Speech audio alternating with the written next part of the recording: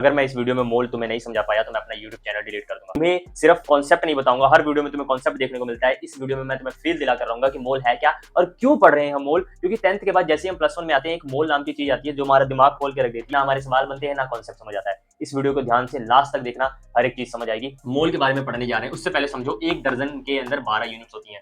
मैं बोलूं एक दर्जन केले लेके आओ, तुम 12 केले लेके आओगे। मैं बोलूं एक दर्जन एप्पल लेके आओ, तुम 12 एप्पल लेके आओगे। मैं बोलूं एक दर्जन गाड़ियां लेके आओ, तुम 12 गाड़ियां लेकर आओगे। बात समझ आई? हाँ जी सर, समझ आ गई। इसी तरीके से एक मोल है। एक मोल के अंदर कितने, जैसे एक दर्जन के अंदर 12 यूनिट्स होती हैं, एक मोल के अंदर 6.02 × 10⁻23 यूनिट्स होती है। ये अभी याद कर लो, फील मैं तुम्हें अभी दिलाऊंगा, टेंशन नहीं लेना, ध्यान से देखो।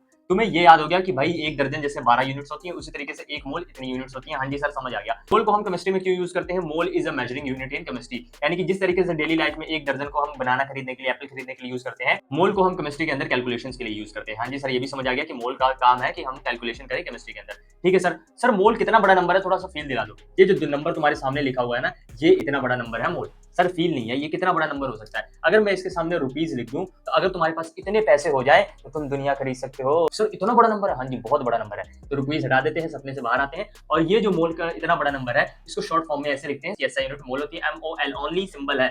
यानी कि तुम्हें एक मोल लिखना है तो MOL लिखोगे, 2 मोल लिखना है तो ये सिंबल है। यानी कि जैसे किलोमीटर होता है वैसे MOL है।